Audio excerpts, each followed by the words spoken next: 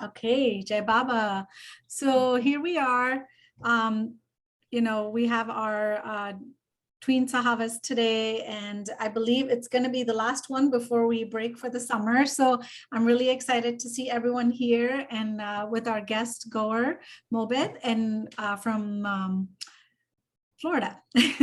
So we're going to get started with prayers, and I would invite you guys to let me just share screen. Okay, perfect. So as we usually do, we can have the kids. Let me just, I wanted to select my screen. This is weird. Huh, it's not letting me, there we go. Start with the prayers. Okay. Can you guys see it? Yes. Perfect. So Soham, do you want to start us off with the prayers? Sure. All right. O Parvati God, the preserver and protector of all, you're without beginning and without end, non-dual, beyond comparison, and none can measure you. You're without color, without expression, without form, and without attributes. You're the unlimited and unfathomable. You are beyond imagination and conception, eternal and imperishable.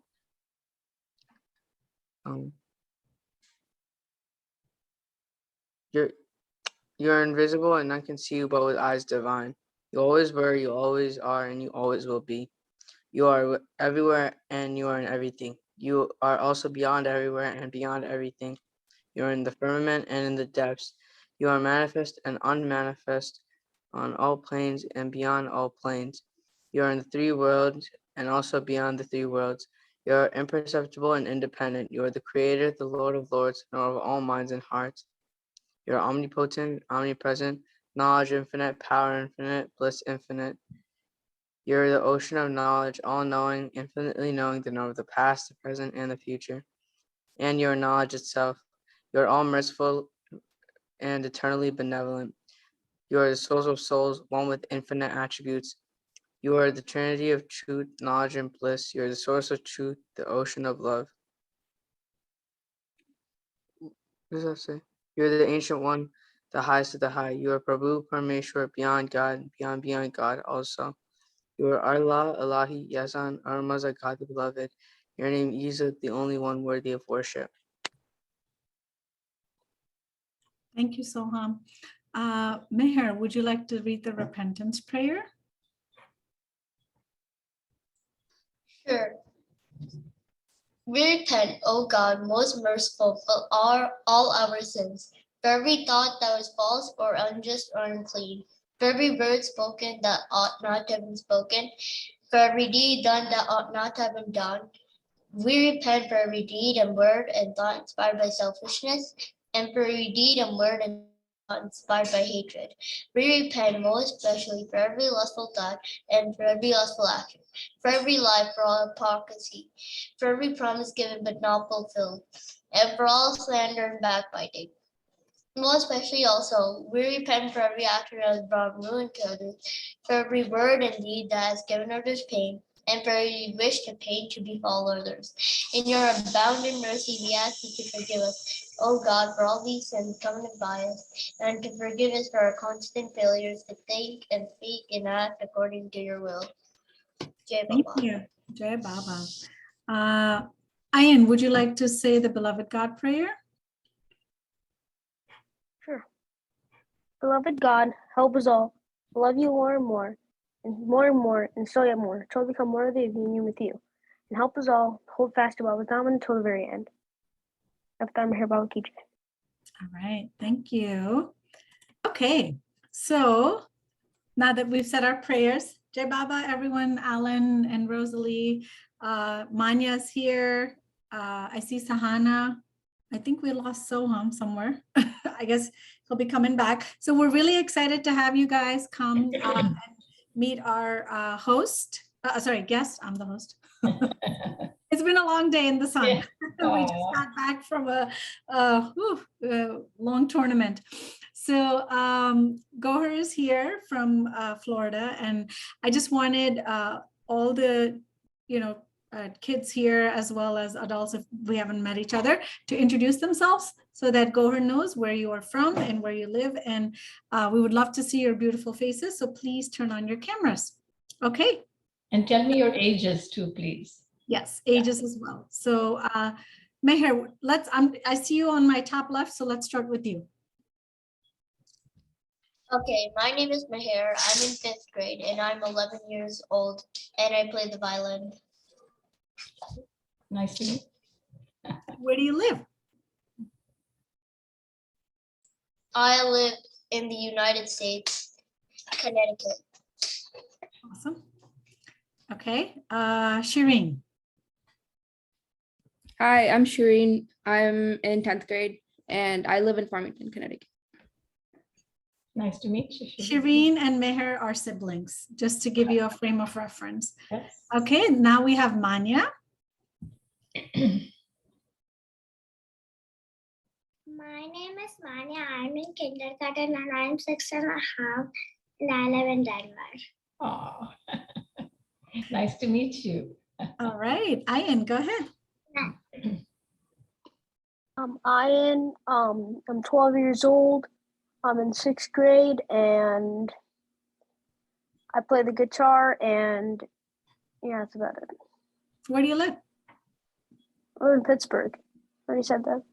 Nice you to did? meet you. Okay, sorry. Ryan. Mhm. All right, we have Soham. Hi, I'm Soham. I'm 14 years old and I live in New Jersey. Okay. Good to meet you, Sohan. Okay, Sahana. Sahana. Yeah, You I'm can see your- sorry, I'm trying to clear my desk so I could sit on it. I mean, sit on the chair and put the computer on the desk. We can't see you though. I'm sorry. I'm moving to my desk because there's glare on the bed. Sorry about that. Okay. I'm from I live in New Jersey.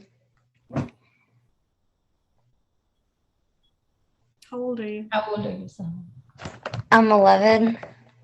Okay. Okay, sorry, there's like really black glare here. No, you're fine. Yeah. And she's right next door to me in the next room. Oh, this is your daughter. Okay. That's fine. And the other one is my son. So we also have Alan here and Rosalie and Yeah. Shalaja. So quick introductions. I know some of the kids have met you guys, some of them haven't. So just thank you for joining. Yes, I'm Alan. I'm 75. And I live in the San Francisco area. And I have grandchildren somewhere around everyone's age except Goher. She's a little older than my grandchildren.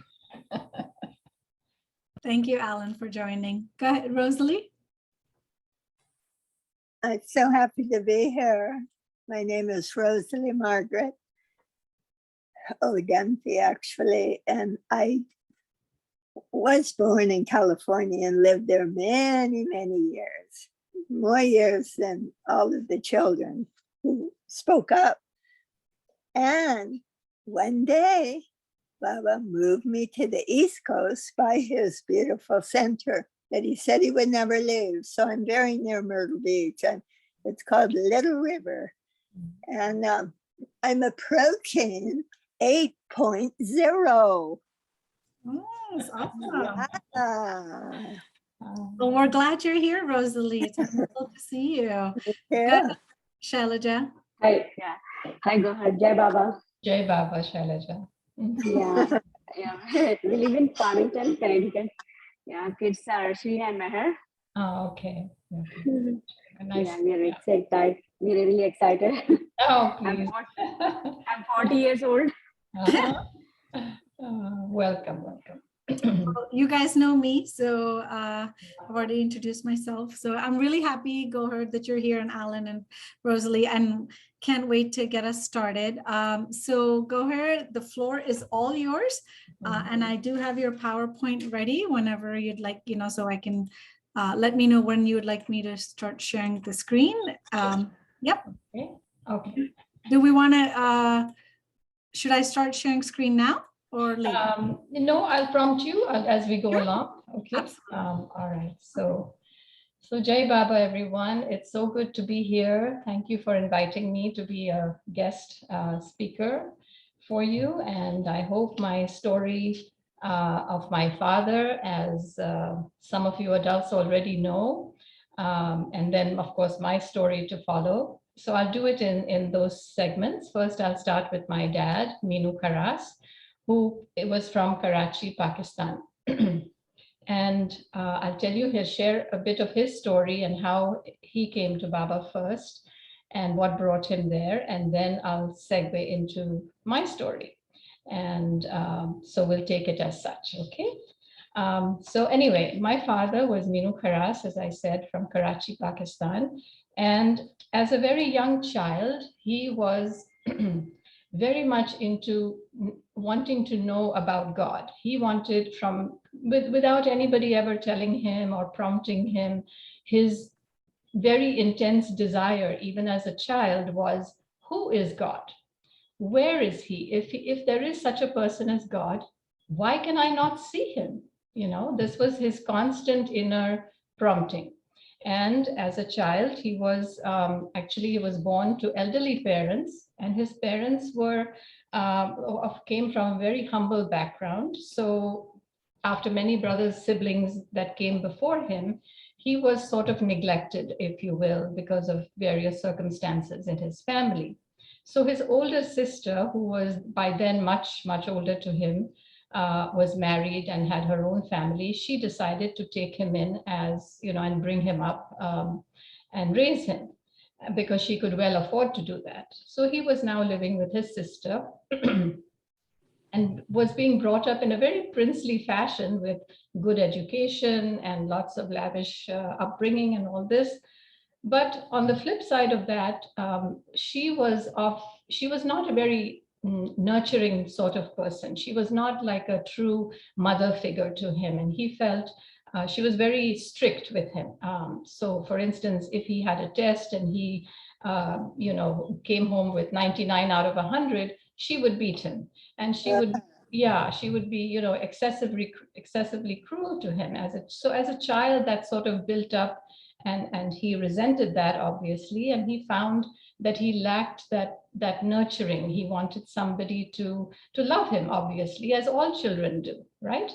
So what happened was that within his family, there was another relative, and this other lady who was actually sister-in-law to his sister.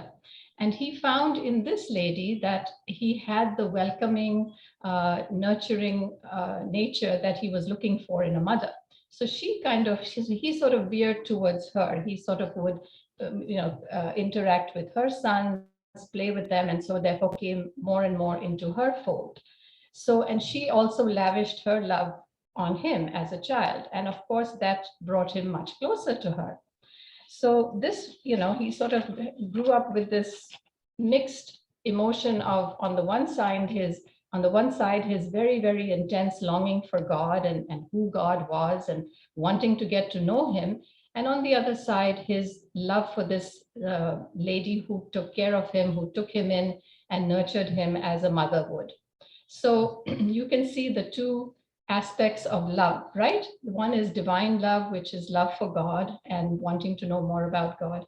And then on the other hand, there is love in the worldly sense, in a love for like we have, as human beings, we have love for our parents, we have love for our siblings, our friends at school. So this is another aspect of love that we experience as humans. So, okay, so he goes on with his life as such, and in growing up, he found that he was quite frustrated in the sense, as he grew into a young man, he wanted to become a priest in our Zoroastrian religion. We come from the Zoroastrian faith, just like Baba was born in a Zoroastrian family.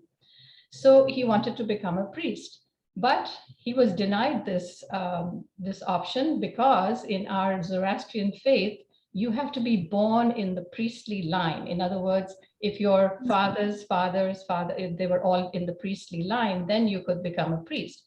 you couldn't, wish it and become a priest as a Zoroastrian member of the Zoroastrian faith. So he was frustrated. Then his desire was also to become a doctor, but coming from a very humble background and not having the financial capacity to go through medical training and all that, he was frustrated in that as well. Well, time went on and he started growing older, but this intense desire to know God was always there. So with that, he started, searching. He would read books, he would go to churches and temples, and he would, contact saints and all these highly spiritual souls that you find a lot more in the East than you do in the West.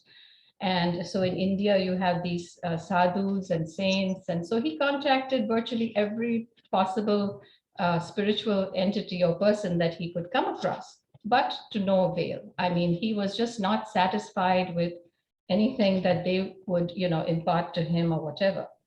So one day it came to be that he was like in his, I will say, in his college years, and he had 4 friends, and all these four other friends also were very spiritually minded. So the 5 of them made a pact, and they said, okay, we'll go to different parts of the country in search of God. And he had also read in a book, actually in this book called Kabir Vani, that God does come down to earth at several, in different times, in certain eras. And to his happy knowledge, he found that this particular time, according to what he read in the Kabir Vani, it said that God was present on earth. So he was very happy about that. He was like, finally, he found some concrete proof that yes, if God is here on earth and he's here at the same time, his dream will come true and he will somehow or the other find God. So with that, the 4 friends made a pact that they would each go in different directions. And if any one of them heard anything about God, they would contact the others. So now what happened one day was he came to a point where he was totally frustrated. He was so depressed. He was actually overtaken by a lot of ill feelings and whatnot. And by this time he was in a profession where he had the use of a handgun. And he was just so totally depressed. He was out to end his life. He said, so he made a pact with God. And he said, if you really exist, then you will save me. But if not, then I have tried everything that I can possibly to find you. But since I've not been able to find you, that's it. I am done. I want to end my life. And now he hadn't said any of this to any of his family or his friends or anybody. Nobody knew about this because this was just a silent pact that he had made within himself. So with that, he took himself out to this lonely place outside of town. It was a hill, and he climbed up the hill and he just sat there and he was ready to end his life. So just before midnight, what happens? Miraculously, he hears his name, Minu, Minu.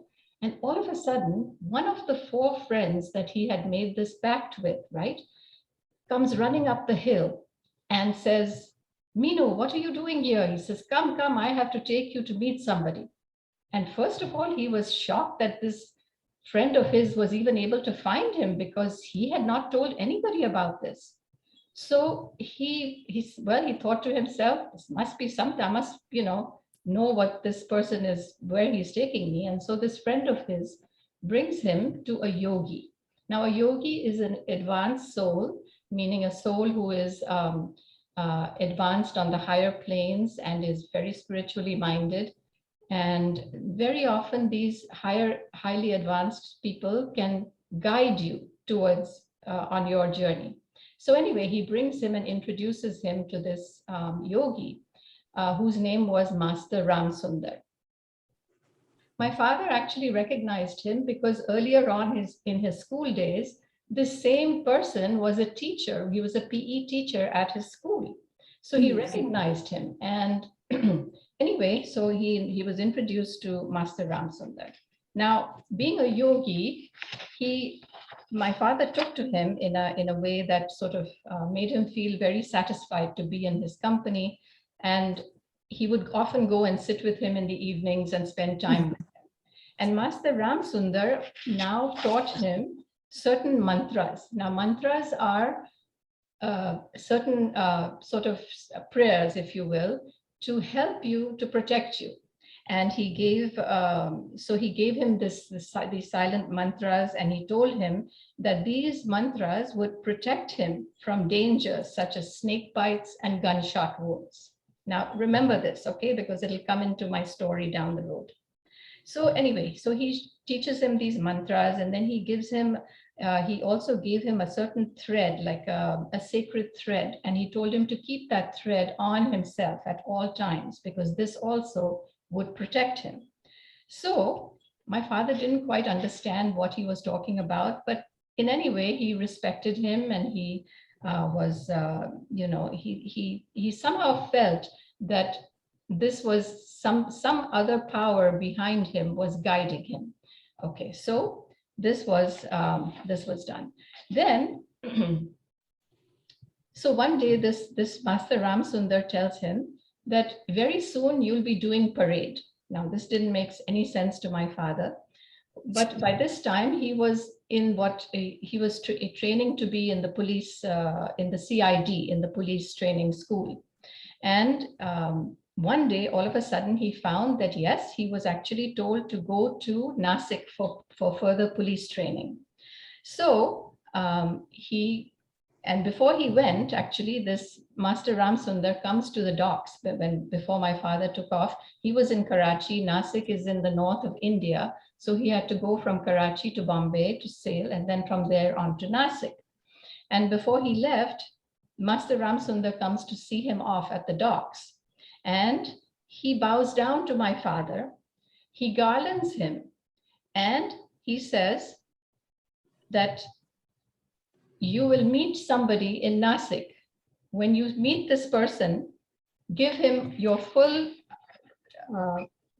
you know, your full attention, because he is the one that you are destined to meet. So, okay. So anyway, so before he goes though, one day he gets this idea in his head. And during the course of a single day, he goes around collecting photos of all the different prophets, all the different avatars that have come down, you know, through time, beginning with Zoroaster, then Ram, then Krishna, then Buddha, Jesus, and so forth. And he ends with, the bottom is the last picture is of his sort of mentor, his ideal in life at the time, you know, like how we all have somebody that we look up to in our lives and so forth. So this one gentleman who happened to be the mayor of Karachi by the name of Jamshed Nasarwanji, he was the mayor of Karachi and my father's ideal. So he takes these pictures and frames them, and he puts them at the head of his bed, you know, starting with the mayor at the bottom and then going up the ladder to Zoroaster at the top. This was just one of his, I would say, you know, one of his things to do. It gave him a lot of peace to do that. So he had these framed and mounted. Okay, so now he's left Karachi and he goes to Nasik. So when he gets to Nasik, he enters the police training school, and two events happened right at the very beginning when he gets into the school. And on the first evening of his arrival, around sunset, he walked out into the fields a little ways off in the distance from the school. And it was his habit from very early on to go out into nature and just to talk to God, you know, out in the open. And that would bring him a lot of peace. So he used to do that from a very early age. So even now, when he got to the police training school, he went out in the evening and to have his usual talk with God. All right. So as he's talking with God, he was sitting on like this boundary stone. Okay. And at the same time, what happened was one of the officers in that school, at a great distance from where he was sitting, sees him and thinks it's like a target, because the police, that officer was actually there to do target practice. So he sees my father sitting there, and thinking it's a target, he aims to shoot him. And what happens was, at the same time, there was a barber and some servants who were hanging about at that site. And they saw that this was about to happen. So they rushed to rescue my father and, avoided him from getting shot. So, anyway, so the next day, the same barber who saved him from getting shot enters his room, because, they were there to help the students with their shaving and whatnot. So when he comes to his room in the morning, he sees this ladder of ascent in his room, right? And he looks at that and he asks my father, he says, "What is this?" He says, so my father tells him, "These are all the prophets." He said, yes, I know that. He said, "But what are you doing over here, what are you doing with all this?" He said, "With all this police training stuff." He says, "You need to go and see this certain person on the Bombay-Agra road." And who is this person? His name is Meher Baba. Now, when the barber first told him that, all of a sudden it sort of triggered a memory in him. And what he remembered was, he remembered hearing this name before, like when he was much younger. And the story goes that when he was living at his aunt's house, okay, one day when and this was right when he was going to give his matriculation exam, that is his high school exam, if you will. So he went to the bathroom one day, and what does he see in the bathroom? But, they would keep all sorts of papers and newspapers and magazines and whatnot in the toilet for toilet purposes. And he sees this one magazine called Hindi Graphic. And on the cover of that magazine was a picture of a person, and under it was said, Shri Meher Baba. So in those years, he was into his search. Remember, I told you he was searching for God and whatnot. So he sees this picture of this holy person, and he thinks to himself, this is not a good place for a picture like that. So he rips the picture out and he puts it in between two sheets of blotting paper. Okay, and then he puts it among his books and he forgets about it. Well, when he goes to give his exam at the school, what happens? The wind somehow blows this paper off his desk and it falls to the floor, and out comes Baba's photo. So in thinking about it later on, he realizes that as a Zoroastrian, as a true Zoroastrian, he was very religious. He would do his, as Zoroastrians, we do we're taught when we're young to do our kasti, which is the sacred thread ceremony that we go through and whatnot. So in thinking of that, he was like, goodness, I forgot to do my kasti, which is what he did every day of his life before going to this exam. But yet here in the exam, this Meher Baba came with him, so he was very impressed by that. And that sort of stayed with him. And then the other time he remembered was that when he was an even younger child, he was probably maybe 7 or 8 years old, again, living at his aunt's house, that in those days, they used to have people that were like guards at night, because sometimes there were robberies and things like that. So many people had, and wealthy families had these, what they call chowkidars. So this watchman or guard was at his aunt's house. And he told him one day that, do you know that God comes to visit you almost every night? And my father said, what? He said, so, and he said, describe him to me. So what the description that the watchman gave him absolutely matched what happened when he saw Baba for the first time. And years later, he realized that Baba was in fact there at the time that this had taken place. Baba was in Karachi. But anyway, let me go back to Nasik and to the police training school, and the barber saying, now you have to go on this certain road and meet this certain person called Meher Baba. So the next day he arms himself with his kasti and all the paraphernalia that the Swami had given him. Remember, Ram Sundar had given him the thread and taught him all the mantras and whatnot. And he goes to this place. Now, when he comes there, three of Baba's close disciples, a Hindu, Vishnu, a Muslim, Ramju, and a Zoroastrian, Chanji, who was Baba's secretary. All three of them come out one after the other, and they ask him what he wants. So my father says, I am a pagal. Pagal means mad person in Indian, right? I am a pagal, and I've come here to meet an elder pagal. Now, why did he say that? Of course, it sounded very idiotic to these people who came to ask him what he wanted. But he thought to himself that in relaying this to Baba inside, if Baba is who he says he is, then he will know what my father was talking about. Because if he's God, he should know, right? Okay. So these three men go inside one after the other and relay my father's message that he says this. And no sooner did they do that than a few minutes later, Baba comes out. And he stands about 20 feet away from my father. And this is how my father describes him. So he says, January 17, 1932 was the happiest day of my life. Like a warrior of old setting out fully armed to fight for his country, he set out fully armed for his holy expedition.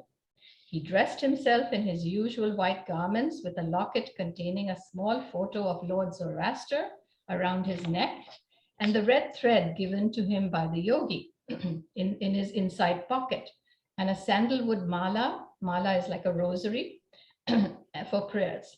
So he felt very secure. And then he came and he said this to these three men. So when Baba came out, Minu notes, he appeared young, strongly built, strikingly handsome, and clean shaven. His lovely hair flowed down to his shoulders. His mustache was full. His eyes were fascinating. And above all, he had a broad, charming, unforgettable smile on his radiant face. Shilpa, you can share one of the let's see. I think it's the fourth picture, fourth slide, is it? With Baba holding the board in his hand. That one. Yeah. Okay. So that is a picture of, that's the one. Yes. So that's how he looked when my father first saw him, very first time. And then the others also where he's coming down the steps, and that's, I think it's the next two, 5 and 6.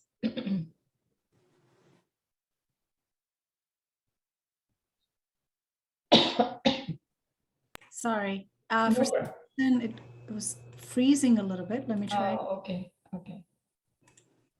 Take your time. Come on.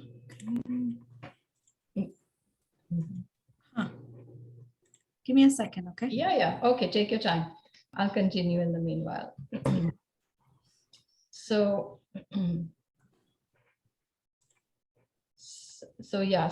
as soon as he saw Baba, the minute he saw Baba, Minu knew that his search had ended. See, from that moment of spontaneous joy and bliss, he knew without a doubt that he was in the presence of his God. His search had ended. And this picture, of course, is taken in Italy, in Portofino, but it happens to be one of my favorite pictures. That's why I put it in. But it's in the same time span, in the same era, in the 1930s, when Baba had visited Italy. And this is also exactly how he appeared to my father the first time. So Minu felt a deep voice inside saying, Minu, here is God you have been searching for. And with that, he knew his search had ended. Now Baba calls him inside and they go into a room and they sit on the floor, and Chanji, who was his secretary at the time, is sitting on Baba's right. And so Baba asked him, he said, what do you want? So while keeping perfectly silent, my father didn't utter a word, but his thoughts were running like crazy, and he started speaking from within. Because again, he felt if Baba said who he said he is, he will know exactly what I'm saying. And from within, he came out with all the frustration and all the pent-up feelings that he had from his childhood and his search for God and whatnot, and everything he told, related up until now. All his deep, deep frustrations came out. And then what did Baba do after he was done? Baba said, I have heard you completely. It is since your birth that this instinct is there within you. Don't worry, do not worry. Do as I say. Forget I, meaning forget yourself. Every night, go to sleep in thoughts of me. Okay, then they began a verbal conversation, and Minu unburdened himself. He told him all about meeting the yogi and whatnot. And he was like apologizing for all this childish stuff like the thread and the mantras and all of this. And Baba said to him, this is not childish. It is this what has brought you to me. So in other words, if you are on a spiritual journey, nothing is ever wrong. Nothing is ever in vain. So in other words, you should try anything and everything which you think will bring you to your goal. And that's exactly what my father had done. So he says, this is not childish. It is this that has brought you to me. And Baba further stated, you are connected with me since past lives. I have to repay the debt I owe you. How many times has Baba said this to somebody else? I've never heard that before. Every time I read it or even say it, I get goosebumps. I have to repay the debt I owe you. Not only you love me, but I love you. And those were Baba's beginning words to my father. So now he came into his orbit. He was connected to Baba. And from that point on, everything that he did in his life was by Baba's decision, by his command. Everything, whatever decision he took had to be run by Baba. And so now he knew the significance of all the events that had happened in his life, because it was because of those circumstances and events that brought him to his God, right? So nothing was in vain. In other words, he had to go through what he went through. So actually, so that was the beginning. Then, of course, his training with Baba started after he became a disciple. Baba's teaching of training him as a disciple started. So in other words, he had to learn the lessons of obedience. He had to learn, his faith had to be deepened, and it happened in so many different ways. So, yes. Sorry to interrupt you. I have a question, but I'd also like, if it's okay, to just stop and ask if anyone. Yes, please. I was going to say that in the beginning. Forgive me. I meant to tell all of you, and also especially the young ones, to please interrupt me at any time. Ask me any question as I'm going along. So go ahead. Does anyone have a question right now? Go ahead, Meher. How did you feel when you met Baba? I'm getting to that. I'll let you know exactly how I felt. Okay, I'm getting to that. That'll come in my story as I'm going down the road. Okay, so Sahana, sorry, Goher. One more question, Sahana. Yes, sure. Like, what year was it? Like, if you know, like, what decade was it? When her father met Baba? Yeah, like it was in 1932, long time ago. way back. So my father met him on January 17, 1932. So he was in his young adulthood at that time. He was about, I would say 1907. So about 20, almost 30 years old, my father. Yeah. I do have one question about the Chokidar, right? The Goher, who said God has been coming and seeing you every day. Yes. Are you going to go back to that? Because I thought that was interesting. How did he know that Baba was coming every day to see your father? Yes, according to my father's story, this was an old African night watchman. And he must have been I would think he must have been spiritually inclined himself, because years later, my father did find out that Baba was actually living on the same street where his aunt's house was right at that time.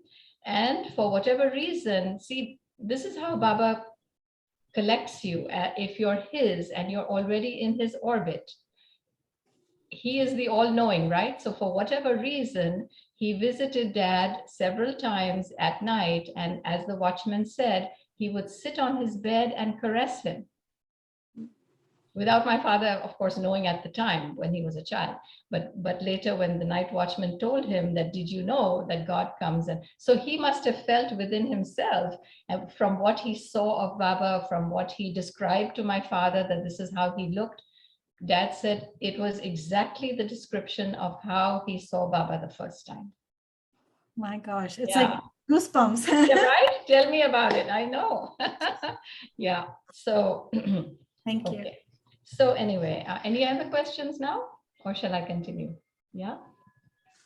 Okay.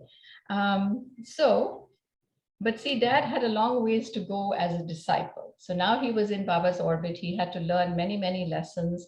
And, you know, in the beginning, when I told you about divine love and then worldly love so my father had extremes of both. In other words, his love for God was absolutely superseded everything, but his love in the human sense was also there.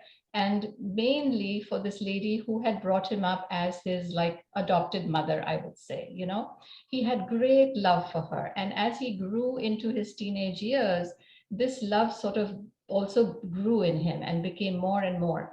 And, you know, like some family members were even like a little concerned about this, because like this was not the norm, this was not expected or whatever. But because she had lavished so much affection and love for him, he just couldn't, they had a very deep connection. And Baba stated also many years later, when Dad introduced her to him, that you two have been connected for many lives before. And so therefore the deep bond, you see, because we come from one life to the next, we make so many connections, we are connected to so many souls in different ways. And we have to fulfill the karma that we have collected, right? The impressions that we have collected. So he had this very deep bond with her, and whatever their karma was had to be satisfied, had to be sort of lived out in this life. And how fortunate were they to have come into Baba's orbit and for him to guide them through this love, because even she couldn't understand why she was so had so much love for my father. Like he was not directly related to her, but yet she was very, very close to him. So that was it. Anyway, so let me go on from here. So anyway, so in knowing Baba and then being with Baba's Mandli, and Baba sent my father to at one point to meet her, all the musts that he was dealing with. Now musts, if I don't know if you children know, musts are God intoxicated souls, right? They are very highly advanced, and in their intoxication of God, they forget who they are on the human level, so to speak. So they have hardly any connection to their bodies. But in being the way they are actually very instrumental. They help God in his work. So he can work through them for the sake of humanity, right? So Baba's work with the musts was a very important phase for him. And so in Rahuri, which was a town close to Pune and Mehrabad, actually to Mehrabad, Baba had this must ashram. And so my father was sent there and he was exposed to these musts and how they are and so forth. And down the road, he also had done great work for Baba, because at one point, Baba wanted him to bring a must from Karachi to where was it? Satara, I think it was at that time, in 51. And it's no, Dad was saying, well, like he would tell us that it's not easy to deal with these people on a human level. So to bring a must from Karachi, all those hundreds of miles to Nasik or Satara, where Baba was at the time, was actually quite an ordeal, because these people on the human level, it was very hard to control them. And he would, they would take off, or they would not listen to you or whatever. So with great trouble, he ended up bringing this must from Karachi to three musts from Karachi to Baba. And Baba was very pleased, because he had given this task to a number of his other Mandli members, but none of the others were able to accomplish this. So this was a great feat for Baba, for my father, actually. Okay, so that was the must. And then, of course, staying in Baba's close circle and whatnot, he got to spend a lot of time with him playing games like cricket and marbles and flying kites and playing Laris, which is Atya Patya. Atya Patya, that's right. And Gilli Danda, that was another Indian game, very famous, Gilli Danda. And also cards, Laris. Laris was Baba's favorite game in cards. So my father would participate in that. And through even playing all these games, see, whatever Baba does is never without significance, right? It's every action of his has some significance. So it's not like he's only playing a game with you. He's also doing some inner work, either through you or through playing that game with you. So how important is that, right? So, so all these ping pong and carom and all of these games he would play. Anyway, so it went on like that. And then finally, let's see, let me get back to one story that I missed. In 1933, in Nasik, Baba's brother was married, Behram, his older brother. And at the wedding ceremony, Baba asked my father to give a speech. And Dad had just met him a short while before and whatnot. And all of a sudden, Baba turns to him and says, give a talk. I guess on marriage, I don't know. So my father spoke, very, very impromptu. And he was, of course, young and whatnot. But Baba was very pleased with what he said. So pleased that Shilpa will now come to his boards, number 9, I believe. Okay, so Baba was so pleased with the speech that Dad gave. So Baba gave him his alphabet board as a present. He was so pleased that he gave him his alphabet board. And the one you see up on top with the little cutoff point, where the A is, that was the board that was given by Baba at the time to my father, just very spontaneously, because he was so happy with the speech. And then the second board also came into our family, and I'm not sure how and when that happened, but it was sent to me after my brother had passed away by my sister-in-law. So I have both of these boards in my possession as my treasured possessions, right? So how great is that? Anyway, so then time went on, and let's see, finally, Baba wanted my father to stay in Karachi. My father was very upset when he thought that he would finish his exams in Nasik and then he wouldn't be able to see Baba, because he would have to, go away somewhere, or Baba would be away. And Baba said, no, I am the one who wants you to be in Karachi, because you will do a lot of work for me there, obviously. So that's how he ends up going back to Karachi, where most of his family was there anyway. So he goes there, and then he starts to collect people to form like a Baba center. And this is now in the mid-40s. So let's see. While he was trying to form and organize this group in Karachi, he meets a gentleman by the name of, yeah, that's okay, somebody's voice is on. He meets a gentleman, another Parsi gentleman by the name of Kekashru Patel, who ended up being my grandfather, because he had a daughter by the name of Freni, who my father met as well. And one thing led to another. He got to know Freni quite well. He became friends with her, of course, and later on the relationship developed, and my father wanted to marry her. So, of course, this had to be run by Baba. And so Baba, Dad asked him if he could marry Freni. And by then, my mother had also met Baba. My grandfather had come to meet him as well. And Baba said to my father 3 times, marry Freni, marry Freni, marry Freni, 3 times. Yeah. Okay, so Valentine's Day, 1954, they were married. And then 9 months later, guess who came along? So then on December 9th of that year, I made my entrance into the world. And of course, my father, as with everything in his life, he sent a telegram to Baba. Sorry, he wrote a letter, I think, to Baba saying, we have a baby daughter and we'd like you to name her. So now what happened was in 1954, at that time, Baba was in a period of seclusion, meaning he was not communicating with people, with his other lovers around the world, because of he was doing his inner work at the time. So with all that, all the correspondence that would come from different places. Yeah, that's a picture of my mother. Yes. When she first met Baba, garlanding him. Yeah.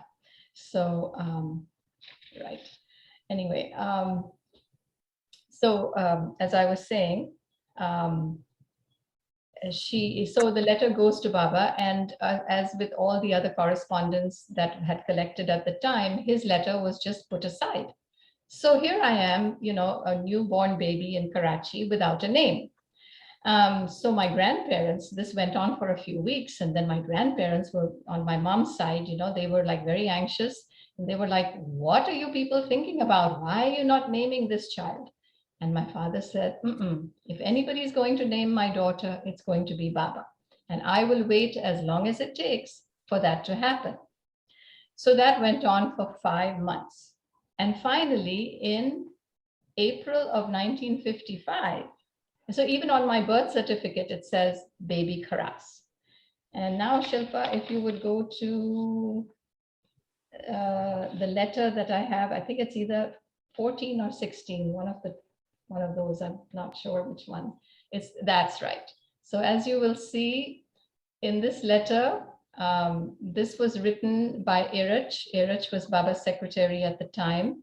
And what happened was, Baba had said no correspondence. And then finally, the only thing he said, was the only exception to that rule was that if a near disciple of his passed away, then that news had to be brought to him.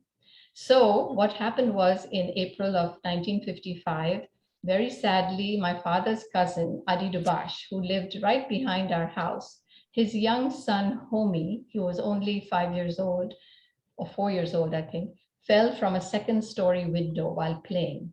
And he died of severe head trauma. So when news of Homi's death came to Baba in India, Baba came out of seclusion for a brief while. And all the collected correspondence at that time came to his attention. And one of them being my father's letter, where he asked for Baba to name me. So what did Baba do? He lined up all his women mandli, which is Meera, who is his beloved, Mani, who is his sister, Dr. Goher, his physician, Meru, and Naja, I believe, and lined them all up. And he looked at Meera and he said, now, there are too many Meeras. I've named given so many people your name. So no, that's not. Then he looked at Mani and he said the same thing. He said, we've given your name also too many times. Then he came to Dr. Goher and he said, what do you think? Should we send your name? And Dr. Goher said, Baba, your wish. So Baba said, done, So then Irach wrote to my father, and this is the letter I have in my possession again, where Baba says, Irach says rather, Baba has named your sweet little daughter Goher, into parentheses, jewel, which is the meaning of the word Goher. So Baba sends this letter, and hence I am finally named after 5 months of being just baby. So that was that. So anyway, so then time went on, and I'll come to where I first met Baba in 1962. So now I am almost 8 years old. And of course, I've grown up at home with, Baba meetings at our house in Karachi. My father's house was the Baba Center. So every 25th of the month, 25th, because Baba's birthday is on the 25th of February, we would collect every 25th and say Baba's prayers. And then my father would give a talk, or somebody else would give a talk. And we would just discuss a lot of, stories and things happening in the Baba world. And then we would have some refreshments and so on. So I grew up in that atmosphere, and I loved it. Every 25th, I would look forward to collecting with all these people and just sharing Baba stories. And there's my namesake. There is Dr. Goher. Thank you, Shilpa. Yeah, so just follow along, right? So that's my sweet namesake, Dr. Goher. Anyway, so now I'm coming to 1962, and it is time for the East-West gathering. That'll come later. The baby pictures will come later. There's another story with that. So 1962 comes around, and I'm now hearing that all of us are going to go to see Baba, and I become so excited. I was like, now mind you, I was a very shy child. I was never outspoken or running around playing with other children, like very aggressively. I was always very shy. I always kept to myself. But inside of me, this excitement was building up because I had heard so much about Baba and all that. So of course, now I'm going to see him for the first time. So how exciting is that? So here I am in 1962. I find myself at the gates of this beautiful palace in Pune called Guru Prasad. And there are thousands of people over there. My goodness, it was like a sea of humanity.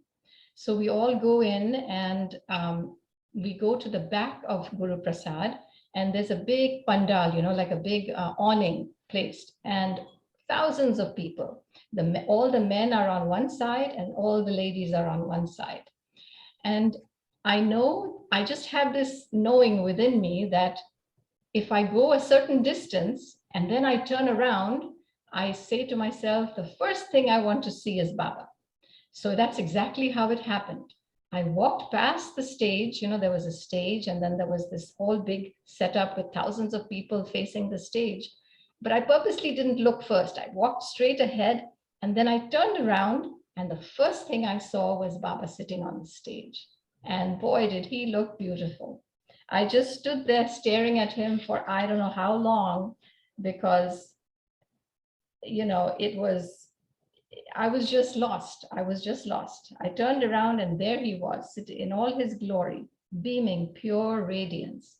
Thousands were there, one by one, bowing down to him. I see all this happening, and the darshan is going on, and I just stand there and I stare at Baba. That's it. And then all of a sudden, what happens? It's very, very hot. I remember this is November 1st, 1962. And it was very unusual for it to be so hot at that time. But it was very hot and humid. And all of a sudden, what happens is there's a big thunderstorm over our heads, and it rains buckets. I mean, buckets. It just poured. And all of us that was close to the stage, we all got drenched, okay? And all these Westerners who had come, from America, England, Europe, all these places, they were all sitting in the front rows, mostly the ladies. And Baba was most concerned that they would all get, sick from being drenched and soaked. So he called all the ladies and the children who were with them to go inside and be with the women monthly. So I trooped along with everybody. We go inside. And now the Mandli is like scrambling to get clothes, dry clothes for everybody and help them. So Mani, in her sweet way, puts this dress of hers on me, this pink dress with polka dots. And Shilpa, you can go to that. It's number 19, I believe. I have it. So anyway, she puts this dress on me, but now I'm only 8 years old. So I'm like, what, not even 3 feet tall, right? So this dress is huge on me. So she takes a little ribbon and she ties, hitches it up and ties it around my waist. And that's the dress as it is preserved today, along with that little blue ribbon that, I've preserved it for posterity. So yeah, so that's the dress. And then we'll go to the next one where, so anyway, so what happened was she dressed me in this. And then after we had gone back from this darshan back to Karachi, Mani sent me this dress in the mail. I was so surprised. She sends this as a gift to me, as a remembrance of this most unique darshan. So I preserved, of course, I've had this dress all along. And then subsequently, years later, when I had my own children and family, and we were visiting once in Nagar, Mani had her office at the, in Nagar, and I go to meet her, and I purposely took this dress because now it fit me. It actually fit me. So I wore it, and I went and I showed it to her, and I met her. So that was a lovely, lovely moment. And after that, I just put it away, preserved it for posterity. So that's my little money gift from her. So anyway, that was that. And then, of course, in 1960, no, sorry, let me go back.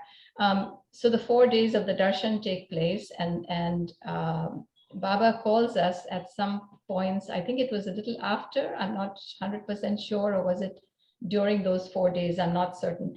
I think it was after. He called some of us Easterners who had come to see him individually, like in groups. And so the Karachi group was called at one point, and I remember going into that little side room in Guru Prasad and standing behind adults as we queued up to go and take Baba's darshan.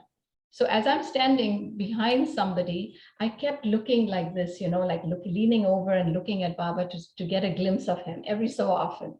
And then finally it was my turn, and I came and I bowed down to Baba.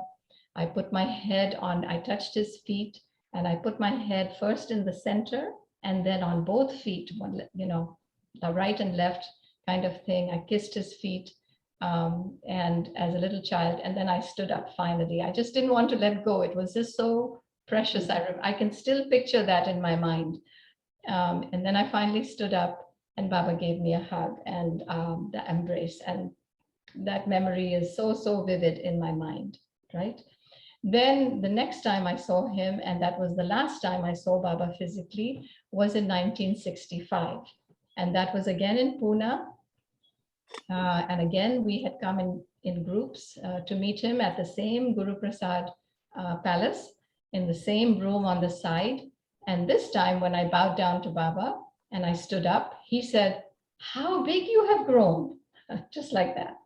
So anyway, I did skip my baby picture, and I forgot to mention that story. So let's put that picture up, Shilpa, and I'll tell you that story. So as I said, after Baba named me in 1954, 1955, my father had gone to another darshan that was only meant for men, that was in September of 55. He had brought this baby picture with him to show Baba. And let's see. So I was about, let's see, probably 7 or 8 months old at the time, maybe.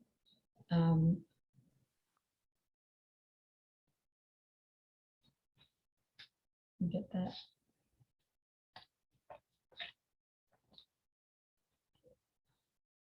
Anyway. So anyway, I'll continue on with the story while Shilpa's trying to get it up. Yeah, she's having some technical issues right now. So yeah, she's okay, no problem, no problem. So he took this, yeah. So my father took this picture, showed it to Baba that this is our Goher. And so Baba took the picture in his hand like this, and then he swayed me back and forth. As if he was playing with me, right? And then he gave the picture back to my father, which is what you will see when Shilpa gets it up. So that again is, that picture has been touched by Baba, of course, and this is one of my most precious possessions. Right. Did your Goher, Yes. Was your father at Three Incredible Weeks I believe he was. Yes, that was 1954. before? Yes, yes, he was. Yeah. Yes, Now yes, he was. that's just before you were born. You were on Yes, your yeah, way, yeah. right. Yeah, and soon after that, Baba had the other darshan at Wadia Park, and he was there as well. Yeah, Wow. yes, in the Nagar. So, any further questions at this time, folks?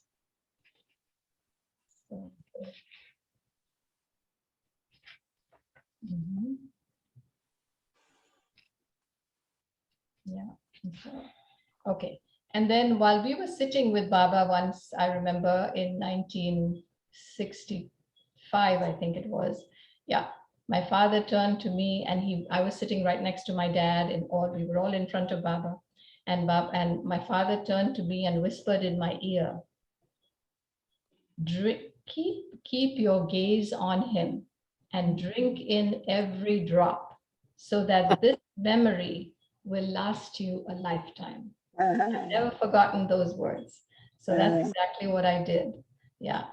Keep your gaze on him and drink in every drop so that this memory will last you a lifetime. So yeah, that I have a was, question. yes. So out of all of your time with Baba Yeah. and your father, what Yeah. was the most like interesting moment you've had? Most interesting one. Well, there was so many. While I was in Baba's presence, of course, just to be in his presence was everything for me. I couldn't believe I was in the presence of God Almighty. I mean, that was huge. I mean, as an 8-year-old, can you imagine the impact that would have on your mind? I mean, to me, I was just lost in a timeless moment. That's what I would say. The impact it's still with me, and I can hardly believe that I was just in his presence. So to be in his presence was just huge, huge. Definitely. Yeah. So, and of course, hearing my father relate so many stories, as I'll share some of them with you, about faith and about obedience. So many of those have stood me well in my life. So it just makes such an impact on me when I was young, and when I heard these stories for the first time, that it deepened my faith, it deepened my connection to Baba, if you will. One of the stories I'll share with you is my father telling us the time when he was in Madras. Baba had called him and his cousin Adi. That was actually Adi Dubash's first meeting with Baba. And he had called them to Madras. And they spent a good number of days with him there, and about a week or 10 days or some. And during that time, Baba would go in the afternoons to visit various people, various close lovers, in Madras, in their homes. And in one of these visits, my father says they went to the cinema in Madras. And the cinema was owned by the mayor of Madras at the time. But Baba gets out of the car. He doesn't go in the main entrance of the cinema. Instead, he goes to the side of the house where there's a staircase. And he climbs that staircase up to a room, a door at the top of the stairs. He opens the door, walks into the room, and there's a single chair placed in that room. And Baba goes and sits down in that chair. Well, when the owner of this cinema, who owned, who of course had this room, and what was in the room, was filled with pictures of different prophets and saints, and all these spiritual entities and whatnot. And then there was this one single chair. Now the story goes, well, when this happened, when Baba went and sat on the chair, this owner was so overcome with joy, he falls at Baba's feet. And he says, and then the story comes out, is that the story goes that he had always thought to himself that if there is really a God in this world, if God is present, then one day he will be the one to come and sit in this chair. And he had told nobody knew about this room, nobody knew about this thought that he had or this. And then when this happened, as it did, well, what, So when I heard this story first, I was very impressed. I mean, it was such a joy to hear that. I mean, it made the biggest impact on me as a small child, and I will never forget that. Yeah. Yeah. So anyway, and then on obedience, well, one time my father had gone to Delhi in his, after he had met Baba. Baba was in India, he was in Karachi. He had gone through a lot of turmoil in his life, in his personal life and whatnot. He was at a very low ebb in his life. And it was Baba's order at that time that none of his close disciples was to meet him, see him, contact him in any way. It was just because of his inner work, and that was the order. And my father was in this very miserable state, and he didn't know what to do. So he thought he would take himself and drown himself in the Ganges. He would just have to go and jump into the Ganges. So with that, he takes himself to Delhi. And when he's at the Delhi railway station, he turns around, and what does he see on the opposite platform? He sees Baba all of a sudden with a few men. And right away, he knows that he's not supposed to see him. So he turns his eyes away, he looks away, because that was Baba's order. But now he's miserable because he knows that he's in the same city as Baba, and he's feeling so miserable. And it's Baba's order not to be contacted or whatever. But in spite of that, he, implicitly obeys, and he goes back to his hotel, and he spends a very miserable night. Well, the first thing in the morning, what happens? There's a knock on his hotel door, and who's standing there but Chanji? And Chanji says, Minu, Baba's asking, what is this sudden urge of yours to go and drown yourself in the Ganges? Now he had again. He had not told anybody that he was going to do this. You see, he was feeling so miserable, but this was his. So then Chanji says, Baba's very pleased that you obeyed him the way you did. And he says, now he wants you to knock on your wall. So Dad goes to the wall where his bed was, and he knocks 3 times, 1, 2, 3. And what happens? From the other side, he hears 1, 2, 3, 3 knocks. So what happened was, he was in this hotel called Regal, right? And on the other side of the wall was another hotel called Royal, and that's where Baba was staying. And he was in room 13 in Royal, and Dad was in room 13 in Regal. So there you go. So that was that's how he knows your every thought, right? That's how he knows your every wish, if you will. But because my father was obedient and did what he was supposed to do, he got this gift from Baba. So I think that was a good story there, right? So yeah. So that was it. How are we doing for time, Shilpa? Okay. So now I'm coming towards the end, and There. see any other pictures we have to share. I think we've gone I thought you were going to share your baby picture. Yes, I think she's just trying to have some trouble with that, so she can't pull it up or something. But anyway, I'm sure she'll keep trying. Maybe Baba has a hand in that too. He doesn't want the focus on me. He just wants it on Baba. So that's it. That will be done. My computer is completely frozen. Yeah, no worries, Shilpa. I've asked Shailaja. Yeah, the computer frozen. No worries. But I sent the PowerPoint to Shailaja, so let's see if she can try to pull it up for us. Okay.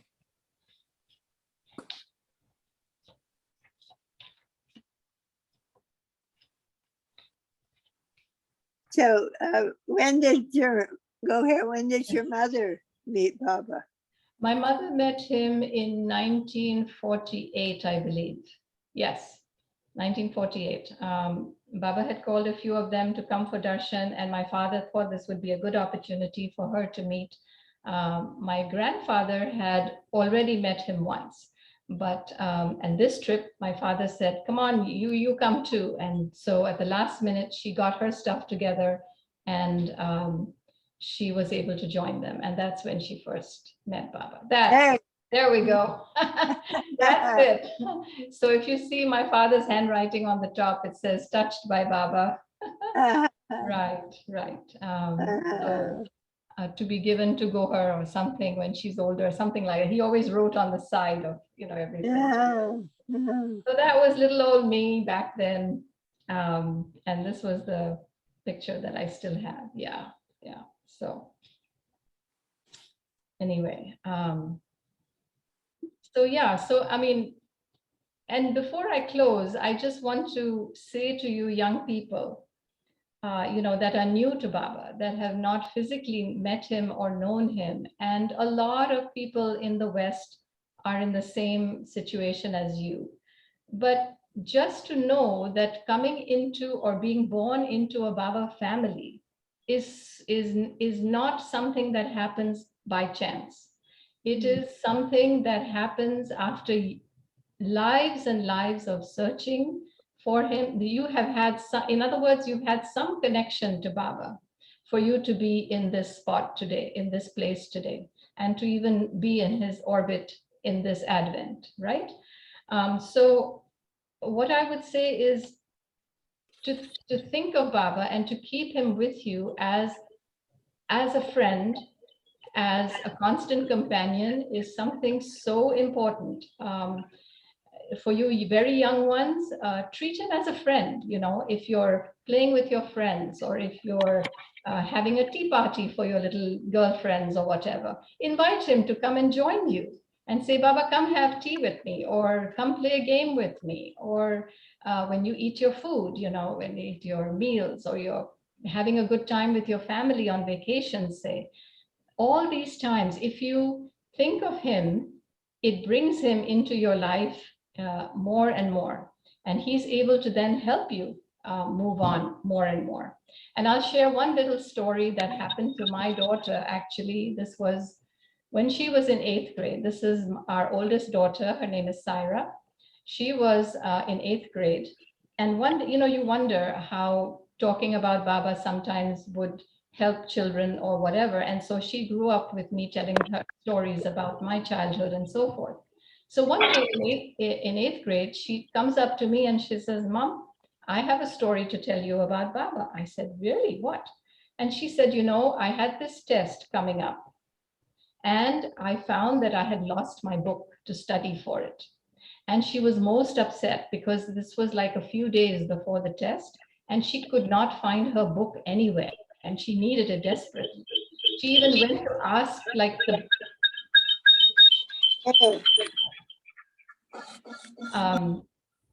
she looked for it high and low at home. She'd searched for it at school, in her locker.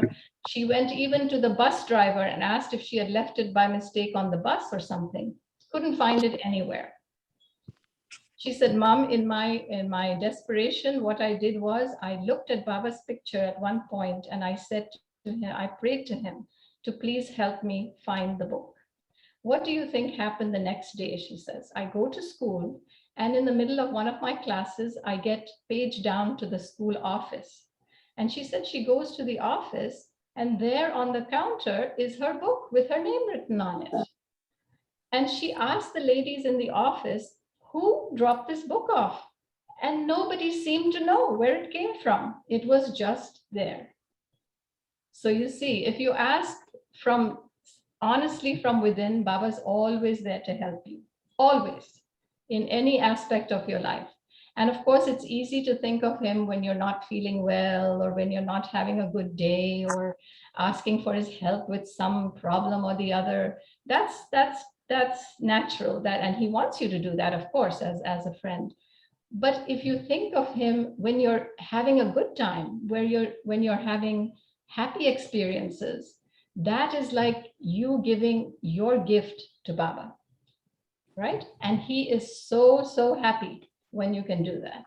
So very happy. So try to think of him as much as possible, bring him into your lives because you are the ones that are going to take his message forward, right? You are going to be the ones to tell other people about him and have your own experiences, therefore. So with that, I'm going to close with a few words that Mera, and you know who Mera was. Mera was Baba's dearest one. She was his beloved, right? He said of her that she is the purest soul in the universe, and he loved her the most out of everyone.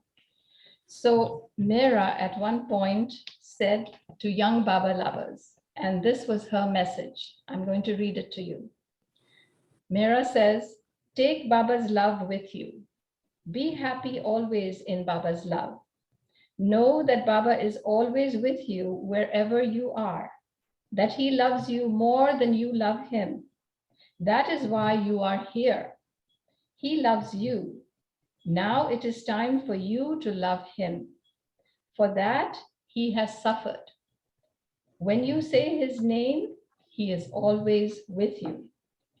When you board a train, a bus, or an airplane, say Baba's name. If you say his name wholeheartedly, Baba will help you out of your difficulties. Baba said he will never fail his lovers. Somehow or other, he will help. Always be happy in his love.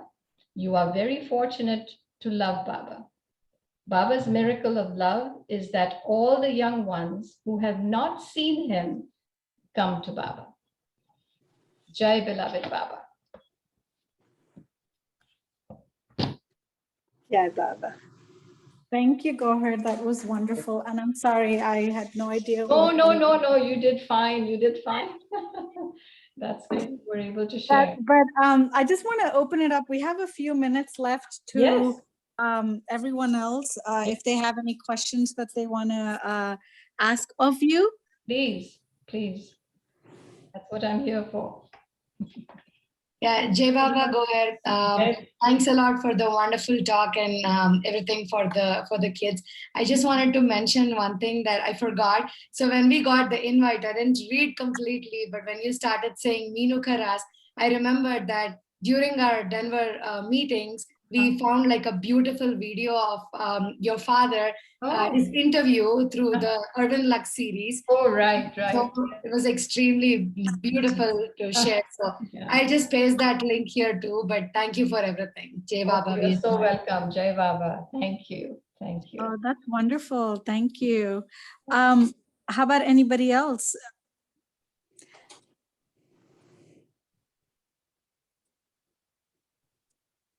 Guys, what did you think? We have Srinidhi, I think you're still there, right?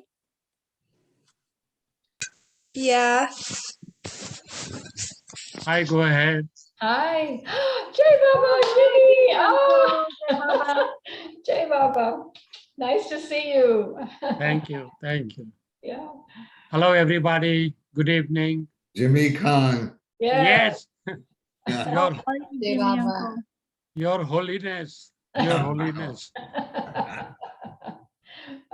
Oh, that makes the day. How are you, Ellen? How are you? Oh, Jimmy, if you're good and the family's good, I'm good. Very. Shilpa, hi. Jai Baba. Hi, Baba, Uncle. So wonderful to see you. It's been ages. You know, he's in our neck of the woods, you know, he's visiting here. I know. We can't wait to see him next week. Oh, yeah, that's right. That's right. Yes. Goher, I'd love to see you in that precious pink polka dot dress. Oh, oh, okay. Maybe one day I'll unearth it and yeah. Oh my. It looks in good shape. I mean, It it is. looks, It's preserved beautifully, yes. Thanks to my dear friend Beth Gans, who helped me. You know, I have a few Baba treasures besides the boards. My father had also received his pair of his sandals, so I have that. I have his chappals. I have a couple of his coats, his sadras. So wow. Our family was really blessed with all these treasures. Yeah. So, yeah. And your meeting, which is the biggest blessing. Absolutely, absolutely, absolutely. You know, I think overwhelmed is the word. As a young child, I was really truly overwhelmed with his presence. I just, to say that I was blessed or I was, I can't describe the feeling. It was just overpowering. It was overwhelming. Yeah, to say the least. Your soul was blessed. Yeah. So yeah. So yeah. Hi, Shailaja. Mhm. Shailaja, hi. Jai Baba. Jai Baba. So good to see you, Jimmy. Thank you, thank you, thank you. Jai Baba Nasti. Yeah. It was wonderful talk, Goher. We really enjoyed it. Thank you, Shailaja. Thank you, my dear. I hope the young ones got a little something out of it and they were inspired or yeah, that's all. That's what it's all about. As long as we do Baba's work and have them carry the torch forward, that's what it's all about. Yeah. So. Yeah, the experiences that you described were very interesting. It was really enjoyable to listen. Thank you. Thank you for listening and joining in. Yeah. I hope it helped you in some way. So. Yeah, it did, definitely. Yeah. So Goher, I have one question, right? All your kids were born here. Yes. I mean, I love the story of your daughter and losing her book, etc. Yeah. What about any other times in terms of adjustment, especially because you were growing up, it was all around Baba, and then here, where there wasn't such a big Baba community. Exactly, yes. But Syra actually had gone to some of the youth Sahavas that they had at Myrtle Beach. I think she attended 2 of them. And then we would take her to the Northeast gathering. She's met Bhauji and several times. The 2 younger ones sadly did not have as much exposure. Although we did take them to India, they've all been to Baba Samadhi. They've all met the Mandli, and Syra has even sung for Mera Auntie on her porch. She's great with her voice and so forth. So she's entertained Mera and the women Mandli on the porch. So, but the 2 younger ones, that was their experiences just being with. Oh, one other story I forgot to mention was when with Mera Auntie, and I don't know if those pictures were not on the stream that I sent you, but let's see, where are those pictures? I had them right here. So at one point we met Mera Auntie, one of the trips, and I thought I had them right here. What happened? Oh, here they are. Okay.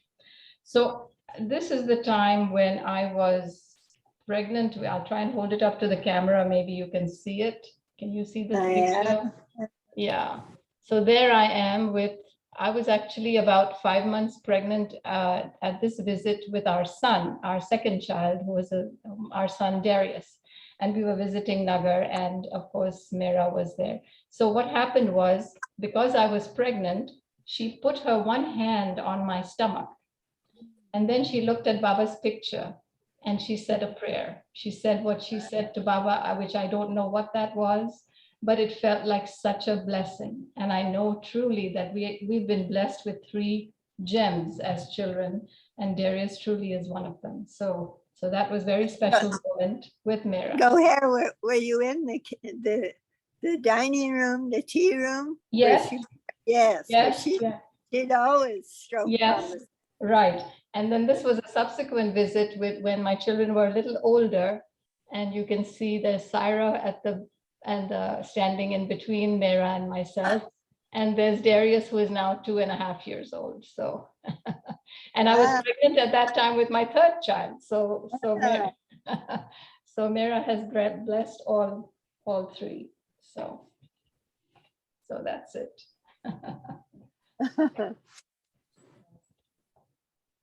Well, thank you once again. I know we're like a minute over into, but Goher, thank you so much. And Jimmy Uncle, thank you for, saying hello to us. With all the people in my computer issues, I didn't really see who all were able to join, but everyone, thank you so much. I guess this will be the last one before we break for summer. And then I'll keep you guys posted on when we take it back up in the fall. Hey, Baba. Thank you, Shilpa. Thank you for having us. Thank you, Very Shilpa. honored. Thank you, Shilpa. Shilpa. Shilpa. It was really fun. Thank you. Have a great day. And And a yeah, Thank you. I guess You too. great summer. great summer, yes. Jai Baba. Jai Baba. Okay, Baba. Jai Baba.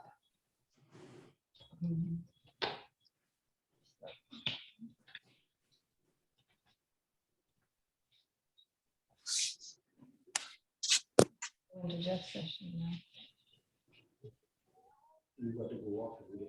No, Jeff will come on. Same.